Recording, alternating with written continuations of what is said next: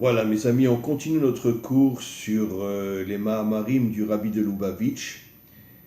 On avait commencé déjà la première partie, on va continuer tout le Mahamar qui va durer pas mal de temps parce que les Mahamarim du Rabbi sont d'une profondeur inimaginable.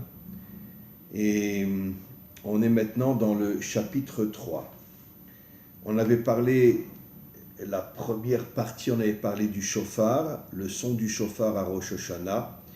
Et maintenant, regardez ce que le Rabbi explique. Veyesh lo osif de'inyan anal, shal yedeh she'Yisrael tokim bashofar, mamshichim hem gam ha'inyan de bechirat ha'atzmut, she'en sheyar leorer sham al yedeh iteruta diltata.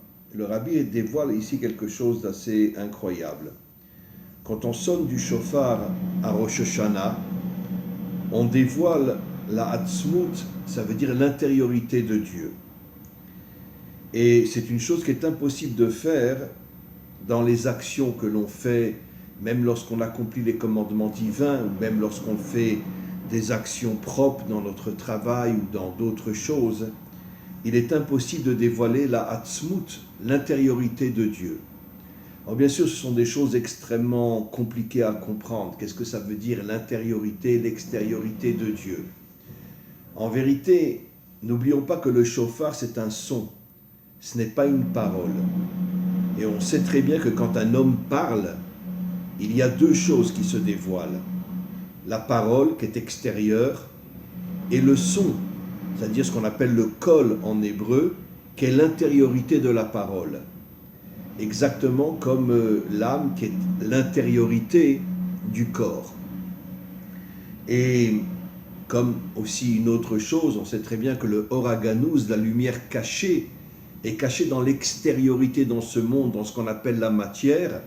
Personne ne peut imaginer que la lumière divine se cache à l'intérieur de la matière, mais au moment de la délivrance finale, le Mashiach dévoilera la lumière qui était cachée dans la matière, c'est-à-dire l'intériorité. De la même manière, on peut dire que Dieu a deux dimensions, la dimension extérieure et la dimension intérieure. Comme le son du shofar, c'est le kol, c'est le son, mais qui n'est pas, on pourrait dire, qui n'est pas accompagné d'une parole extérieure. Alors le son du shofar nous permet de dévoiler l'intériorité de Dieu. Mais qu'est-ce que ça veut dire? Bien sûr, le Rabbi n'explique pas, mais je vais essayer moi d'expliquer. L'extériorité de Dieu, c'est d'une certaine manière tout ce qui se passe dans ce monde. Et malheureusement, en ce qui concerne le Ham Israël, le peuple juif, tout ce que nous traversons depuis 4 exils, qui durent depuis plus de 3000 ans, dont le dernier exil dure depuis déjà plus de 2000 ans, l'exil de Rome, et malheureusement, on ressent très fort que nous nous préparons à une 3e guerre mondiale qui va commencer par une attaque contre Israël, ce qu'on appelle la guerre de Gog et Magog. L'extériorité, c'est l'action de Dieu dans ce monde, mais d'une manière que nous ne pouvons absolument pas comprendre. Est-ce que quelqu'un peut comprendre ce qui s'est passé pendant la Shoah, à Auschwitz, à Treblinka? Est-ce que quelqu'un peut comprendre l'Inquisition? Est-ce que quelqu'un peut comprendre les pogroms? Est-ce que quelqu'un peut comprendre ce qui s'est passé pendant les croisades, où les soldats, les croisés ont décidé de passer par toutes les communautés juives, de les faire rentrer dans les synagogues, hommes, femmes, enfants, nourrissons, et de les brûler vifs? Quelqu'un peut comprendre une chose pareille? C'est pour ça qu'après la Shoah, 99% de tous ceux qui sont passés par la Shoah ont complètement abandonné Dieu. Et heureusement que le Rabbi a envoyé des messagers partout dans le monde pour essayer de ramener les gens vers la Torah, et d'une certaine manière, il a réussi à ramener des centaines de milliers de personnes vers la Torah. Et je m'excuse de le dire, mais le Rabbi était un homme, il n'y a pas de mots pour le décrire, un homme d'action, un homme authentique, un homme véritable, un homme qui a compris que le travail d'un juif authentique, c'est pas uniquement de rester toute la journée avec un livre, étudier et prier, mais agir dans le monde. Et c'est pour ça que l'action du Rabbi a été de ramener des milliers, des centaines de milliers d'hommes et de femmes qui avaient complètement abandonné Dieu après la Shoah et de leur faire comprendre que quelque chose se cache dans cette extériorité. Et ce qui se cache, c'est l'intériorité de Dieu, que nous ne pouvons pas comprendre pour l'instant, bien sûr. L'extériorité, elle est catastrophique, parce que tout ce qui se passe dans ce monde, les guerres, les épidémies, tout ce que le Ham Israël a vécu, tout ce que les Africains aussi ont vécu, quelque chose. Je dis toujours que l'histoire africaine et l'histoire d'Israël est tellement, tellement semblable. Nous sommes deux peuples qui ont été massacrés, qui ont été piétinés, qui ont été transformés en esclaves. Et on ne peut pas comprendre ni l'extériorité ni l'intériorité. Par contre, dans l'intériorité de Dieu se cache un secret. Un secret qu'un jour nous comprendrons quand le Mashiach se dévoilera, quand le Mashiach dévoilera l'intériorité de Dieu. À ce moment-là, je ne peux pas comprendre aujourd'hui, personne ne peut comprendre. Comme le Rabbi disait, celui qui ose dire que la Shoah est à cause de nos fautes n'a rien compris, n'a strictement rien compris.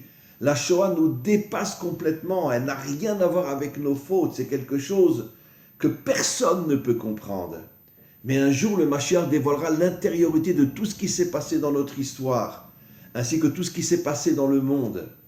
Et à ce moment-là, on va atteindre un niveau d'intelligence divine inimaginable et on comprendra tout ce qui s'est passé dans ce monde. On comprendra, d'une certaine manière, on sera apaisé, on sera rassuré et le dévoilement de l'intériorité de Dieu nous permettra de comprendre que tout ce qui s'est passé au niveau extérieur avait un sens profond et l'humanité tout entière reviendra vers Dieu et se collera à lui. Mouvan Gam, il est dit aussi chez Ikar Inyan Rosh Hashanah que la fête de Rosh Hashanah, qui est donc, on pourrait dire, le début de l'année, ou Binyan HaMalchut, c'est de construire la royauté divine. Par l'intermédiaire du Mashiach, comme le premier qui a commencé à essayer de dévoiler la malchoute de Dieu dans ce monde, c'était bien sûr David. C'est pour ça que le Mashiach s'appelle Ben David. Pourtant, il y a des millénaires d'écart entre David et le Mashiach. Mais pourquoi il s'appelle Ben David? Parce qu'il va reprendre tout le travail de David. Il est appelé le fils de David, même s'il n'est pas le fils de David. Il est appelé le fils de David parce que David est son modèle. David est le modèle fondamental de l'humanité tout entière et surtout d'Israël. Cet homme qui était un homme d'une spiritualité inimaginable et toute la journée il était sur son cheval avec une épée pour se battre contre tous les méchants de ce monde. Un homme authentique, un homme qui avait compris que l'homme authentique c'est celui qui arrive à unir la spiritualité avec l'action. Et donc explique le Rabbi que Rosh Hashanah c'est la construction de la Malchut. On va expliquer dans quelques instants. Kema Amar Razal, comme ce que disent nos maîtres, Amrou Lefanaï Malchut.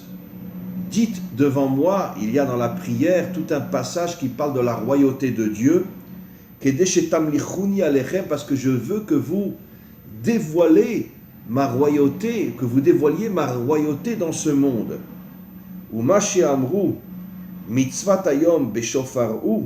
Et pourquoi la mitzvah la plus importante à Rosh Hashanah, c'est le son du shofar, qui a inyan de tamlichuni alechem, parce qu'on ne peut dévoiler la royauté d'Hachem dans ce monde, dit le Rabbi, al-yedet kiyat shofar, rien que avec le son du shofar. Je continue encore un petit peu, après j'expliquerai. Que emsher marazal, comme ce que disent nos maîtres, ou bema be shofar. Ce n'est que par le son du shofar qu'on peut dévoiler la royauté d'Hachem dans ce monde. Encore une ou deux phrases. Quel est le lien entre Rosh Hashanah et le dévoilement de la Malchut de Dieu dans ce monde?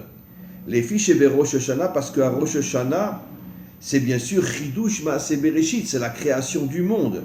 Le monde a été créé à Rosh Hashanah, ou plutôt l'homme a été créé à Rosh Hashanah. Le premier jour a commencé au mois d'Elul, mais l'homme a été créé le 6e jour à Rosh Hashanah. Et pourquoi Rosh Hashanah est ce qu'on pourrait appeler le principe fondamental de la création? Parce que l'homme est bien sûr, on pourrait dire, la dimension la plus importante de la création. Kemo sheomrim, ze hayom trilat ma'asecha, au moment de la création de l'homme, c'est là que commence véritablement l'action dans le monde. Chez Bechol Rosh Hashanah mitavim kol olamot, et chaque Rosh Hashanah, Dieu, d'une certaine manière, renouvelle la création. Mechadesh kemo bepam harishona, il renouvelle la création comme au tout début de la création. Alors, encore une phrase, Ve'inyan ou deitavut kol haolamot, que le chidouche, la recréation des mondes, se fait Mebidat Malchuto, se fait grâce à la royauté d'Hachem. Ve'amshachat ha-malchut shebechol Rosh Hashanah, Irak al-Shana achat, et grâce à la Malchut, on peut redévoiler et reconstruire le monde. Alors, c'est bien sûr, le Rabbi explique des choses d'une profondeur inimaginable. Pour moi, le Rabbi, c'est l'un des plus grands maîtres de tous les temps. Et il explique des choses, d'une certaine manière, il nous laisse à nous essayer de comprendre qu'est-ce qui se cache derrière toutes ces phrases-là. Alors, revenons maintenant à la Malchut et Rosh Hashanah. Pourquoi Dieu a créé le monde? Dieu a créé le monde pour se dévoiler dans ce monde. Mais c'est à l'homme de le dévoiler. Dieu ne va pas se dévoiler tout seul. C'est à l'homme de dévoiler Dieu. Malheureusement, on le sait très bien, quand Adam et Chava ont été créés, il y a eu la faute du serpent qui a fait tomber le monde dans ce qu'on appelle la malchoute des méchants, la royauté des méchants. Jusqu'à aujourd'hui, tous les dirigeants sont tous plus ou moins des gens qui ne cherchent que l'argent, que le pouvoir, que l'orgueil, que le culte de l'ego. Et il n'y a aucune différence dans aucun pays, y compris dans le nôtre. Et donc, tous ces dirigeants-là qui font semblant de faire croire au peuple qu'ils veulent les aider, etc. Mais en vérité, comme je dis toujours, la plus belle chanson qui correspond aux dirigeants dans le monde entier, c'est la chanson de Jacques Dutronc qui fait allusion à l'arbre de la connaissance du bien et du mal. Et quelle est cette chanson? Et moi, et moi, et moi. Ça veut dire je ne sers que moi et je fais croire au peuple que je veux leur intérêt. Regardez aujourd'hui l'augmentation des prix partout dans le monde. En Israël, ça ne cesse d'augmenter et ça va encore augmenter. Ils veulent nous détruire, ils veulent nous transformer véritablement en hommes pauvres au service de toutes les grandes puissances qui vont nous écraser.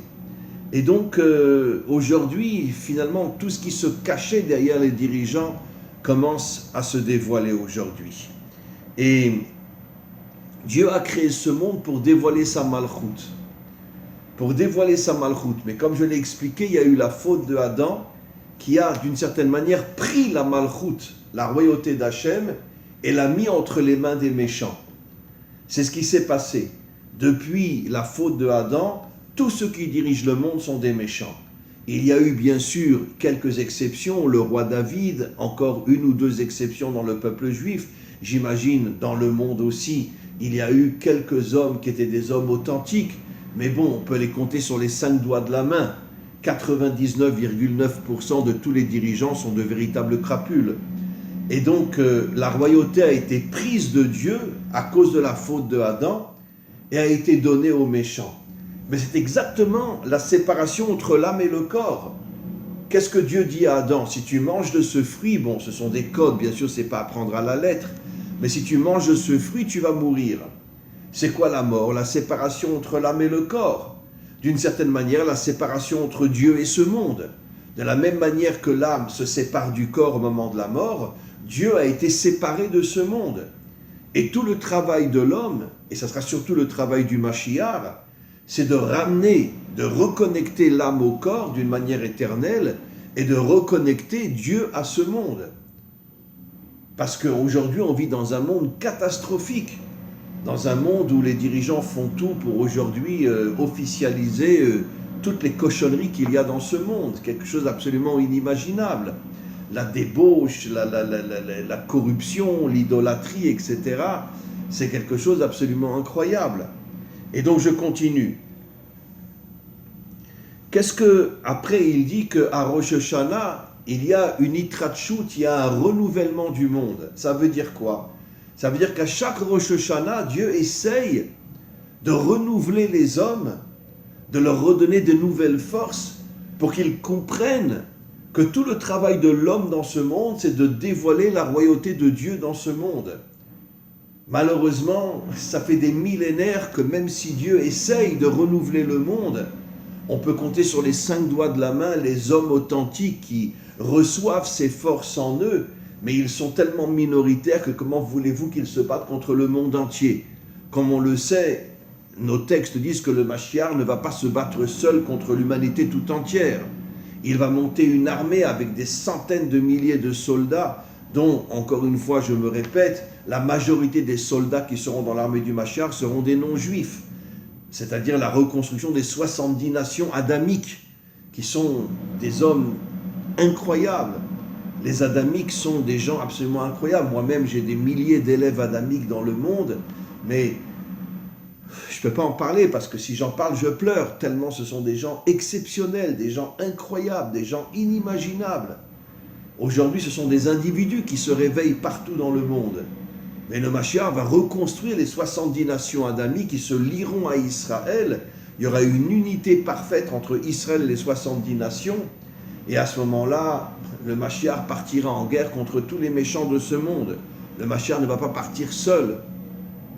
Il a besoin d'une armée, comme le dit le Rambam, comme le dit Maïmonide, etc. Et donc, malheureusement, ce renouvellement du monde à chaque Rosh Hashanah ne touche que quelques dizaines de personnes dans le monde qui ne peuvent pas partir en guerre contre l'humanité tout entière. Ils gardent leur potentiel en eux, ils essayent de s'améliorer, ils essayent d'être des hommes justes, droits, purs, mais partir en guerre contre le monde entier, c'est quelque chose qui est impossible. Et donc on continue. Ou Be'erev Rosh Hashanah, la veille de Rosh Hashanah, c'est-à-dire quand on rentre, puisque on sait que chez nous le jour commence la veille, Vayi Erev, Vayi Voker, il fut soir, il fut matin, le jour commence la nuit, et donc dans la nuit de Rosh Hashanah, Ichoseret ve'ola ve'nichlala b'mkora. Le rabbi là encore dit des choses qui sont inimaginables. La nuit de Rosh Hashanah, c'est-à-dire le soir de Rosh Hashanah, le premier soir de Rosh Hashanah, le monde se reconnecte à sa source. Je vais expliquer. Et là, chez Aliyah vasiluk urak bepnimiut hamalchut. Mais ce n'est que dans l'intériorité de la malchut que le monde se reconnecte, pas dans son extériorité. Ça veut dire que l'extériorité reste dans le mal, dans la main de toutes les forces obscures qui dirigent ce monde. Mais par contre, l'intériorité de ce monde se reconnecte à sa source qui est bien sûr Dieu. C'est quoi l'intériorité de la malchut? C'est la volonté de Dieu, sa volonté de se dévoiler dans ce monde. Par contre, toute, on pourrait dire l'énergie qui se dévoile dans ce monde à Rosh Hashanah, ou mechitzoniut malchut, c'est l'extériorité de la malchut, c'est-à-dire l'énergie, les hommes qui vivent, les dirigeants, les banques, toute la corruption de ce monde, la débauche, etc. C'est ça la chayout de ce monde aujourd'hui. C'est pas une chayout, c'est pas une vie pure, c'est pas une vie authentique. Dans quoi vivent 99,9% des hommes dans ce monde? Dans la débauche, dans la corruption, dans l'idolâtrie, etc. Avec toutes ces religions complètement fausses qui nous font croire que, bon, je n'insisterai pas, mais c'est terrible, y compris notre religion à nous, qui essaye de nous déconnecter de ce monde, et qui refuse l'action. Non, assis-toi, étudie, prie, et Dieu fera tout le travail pour toi. Le plus grand mensonge, que ce que j'appelle moi le venin du serpent. Parce que Dieu nous a créés pour être à la fois des hommes spirituels et des hommes d'action, comme David. Mais qui est un homme d'action aujourd'hui? On en a eu un dans notre peuple récemment, Moreno, qui était un homme d'une spiritualité inimaginable, en même temps un homme d'action incroyable. Personne ne sait ce qu'il a réalisé, personne ne sait ce qu'il a fait. Malheureusement, il est mort pendant la deuxième guerre du Liban, très jeune, à l'âge de 30 ans. Même sa photo, elle ne peut pas être diffusée dans le monde entier, y compris en Israël, parce que personne ne doit savoir ce que cet homme-là a fait. On a de temps en temps un homme qui est comme le roi David. D'ailleurs, c'est ce que Le dirigeant de l'armée a dit quand il est venu au deuil de Moreno, il a dit « Depuis David Ameller, il n'y a eu aucun homme qui était comme David Ameller ». Ça veut dire que c'était vraiment David Ameller, un homme spirituel, en même temps un combattant inimaginable. Mais combien on peut compter d'hommes comme ça dans ce monde? Combien on peut les compter? Et donc c'est l'intériorité de la Malchout qui se reconnecte à sa source, mais pas l'extériorité. Mais d'un autre côté, qu'est-ce que ça veut dire? Ça veut dire que si l'intériorité à Rosh Hashanah ne se reconnectait pas à sa source qui est Dieu, alors le monde tomberait pas seulement dans son extériorité, il tomberait aussi dans son intériorité. Mais comme l'intériorité à chaque Rosh Hashanah se reconnecte à Dieu, ce qui fait qu'en vérité, il n'y a que l'extériorité qui est mauvaise. Mais l'intériorité est bonne, elle est positive. Et c'est ce qui va permettre au Mashiach, justement, de redévoiler l'intériorité du monde, ce qu'on appelle le Or HaGanuz, la lumière cachée. Et quand cette lumière va se dévoiler, parce que cette lumière est renouvelée chaque début d'année à Rosh Hashanah, lorsque cette lumière va se redévoiler, à ce moment-là, le monde entier va comprendre que Dieu était toujours dans ce monde, même si on n'a pas pu le comprendre pendant des millénaires, mais l'intériorité va nous expliquer qu'est-ce que Dieu a fait dans ce monde. Il nous expliquera la Shoah, il nous expliquera Auschwitz, il nous expliquera Treblinka, il nous expliquera les pogroms, il nous expliquera l'Inquisition, il nous expliquera ce qu'ont fait les croisés à Israël, mais pas seulement à Israël, ce qu'ont fait les Blancs aux Africains, et toutes les guerres qu'il y a eu même entre les Blancs, etc. Les épidémies, les maladies, qu'est-ce qui s'est passé dans ce monde? Pourquoi? Aujourd'hui, on ne peut pas comprendre. Mais quand l'intériorité de ce monde va se dévoiler, ce qu'on appelle le Or HaGanuz, à ce moment-là, on commencera à comprendre. Bedugmat Adam sheose melacha. Il donne maintenant un exemple. Comme un homme qui fait un travail, quand un homme travaille durement, il arrive à un moment où il est fatigué, et donc il se sent affaibli, il se sent épuisé.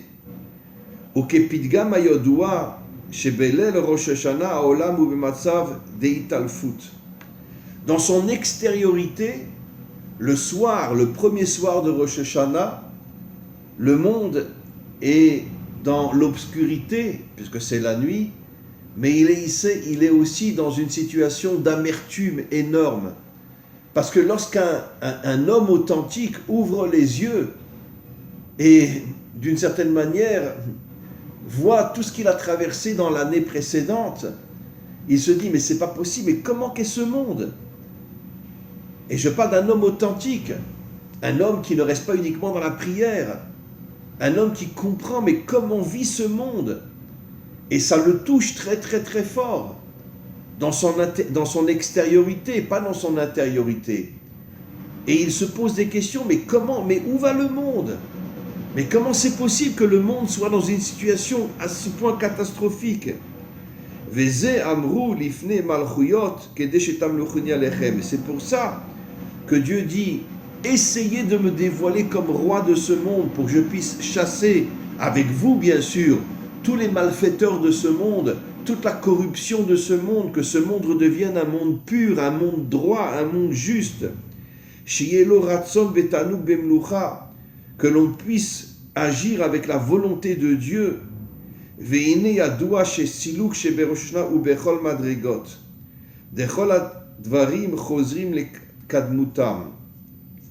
Donc l'intériorité, il se répète, l'intériorité qui est l'action, la parole et la pensée, l'intériorité de la pensée, l'intériorité de la parole, l'intériorité de l'action remonte et se reconnecte à Dieu, pour qu'après, quand la pensée intérieure, la parole intérieure et l'action intérieure vont revenir dans l'homme, à ce moment-là, l'homme va retrouver des forces inimaginables.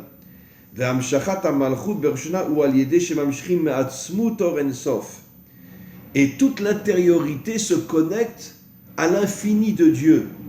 Et cet infini, quand on est un homme authentique, cet infini va rentrer en nous et va nous donner des forces infinies. Quand on est un homme authentique, bien sûr, on peut les compter sur les 5 doigts de la main.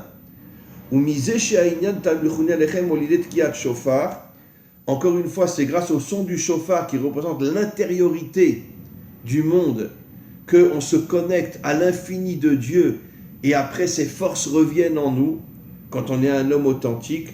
Mouvan, shetkiyat shofar, magaat be'atzmut or ensof. Le son du shofar nous permet de nous connecter à l'infini de Dieu, ou on peut dire aussi à l'intériorité de Dieu. Alors, je voudrais expliquer. Vous savez que quand il y a eu le sacrifice d'Yitzhak, bon, Yitzhak n'a pas été tué, mais l'ange est venu et a dit à Abraham, ne le tue pas. Abraham ne l'a pas tué. Il a vu un bélier qui était, on pourrait dire, qui était pas loin de lui. Il l'a pris pour le sacrifier à la place de son fils, mais il a pris ces deux cornes, qui sont les cornes du shofar. Une corne, la corne gauche, c'est la corne, bon, c'est un symbole bien sûr, dont on sonne le shofar pendant toute la période de l'exil, et la corne droite sera la corne avec laquelle le Mashiach va sonner lorsqu'il va se dévoiler. Il va monter cette armée et partir en guerre contre tout le mal de ce monde. Quelle est la différence entre la corne gauche et la corne droite, expliquent nos maîtres. La corne gauche, elle a son intériorité propre, mais son intériorité, on pourrait dire la gauche est complètement corrompue. On sait très bien que le parti le plus corrompu, le plus catastrophique qu'il y a dans le monde, c'est la gauche, comme la démocratie en Amérique, etc. Les plus grands antisémites, les plus grands anti-israéliens qui existent sont les juifs démocrates qui sont en Amérique. Ils détestent les juifs et ils détestent Israël. C'est absolument incroyable. C'est le Erev Rav, exactement comme disent nos maîtres que avant la délivrance finale, la majorité des juifs seront du Erev Rav, seront des juifs introduits. Et donc, encore une fois, la corne gauche ne peut pas changer le monde. Dans son intériorité, elle est propre, mais pas dans son extériorité. Par contre, la corne, le shofar de droite, sera propre et dans son intériorité et dans son extériorité. Ce qui veut dire que le Mashiach va arriver à nettoyer l'extériorité de ce monde. Il va nettoyer l'extériorité de ce monde tout simplement dans son combat contre toute la corruption, la débauche et toutes les saletés qu'il y a dans ce monde. Le Mashiach va se battre pendant des années. Ça ne sera pas facile, parce que pour pouvoir chasser tous les méchants de ce monde, ça va prendre des années de combat. Mais il va réussir. Et à ce moment-là, c'est pour ça qu'on parle du shofar de droite et du shofar de gauche. Le shofar de gauche ne peut pas changer l'extériorité de ce monde, il ne peut changer que l'intériorité de ce monde, mais le shofar de droite arrivera à changer pas seulement l'intériorité de ce monde, mais aussi l'extériorité de ce monde. Voilà mes amis, on continue ce cours la semaine prochaine. Encore une fois, je dois reconnaître que les Mahamarim du Rabbi sont des Mahamarim d'une profondeur tellement inimaginable. Et je comprends pourquoi le Rabbi ne dévoile pas tout ce qu'il explique, parce qu'il veut que ce soit à nous de faire ce travail, chacun à son niveau bien sûr, de faire ce travail, d'essayer de comprendre ce que le Rabbi explique, pour moi le maître le plus grand de toutes les générations. Et Be'ezrat Hashem, que l'on puisse arriver à dévoiler pas seulement l'intériorité de la Malchoute de Dieu, mais son extériorité qui nettoiera ce monde, qui unira ce monde et qui fera de ce monde un monde meilleur. Amen vechen yehi ratson. Amen. C'est-à-dire la émouna, nous avons cette émouna, cette confiance en Dieu qui se réalisera Be'ezrat Hashem.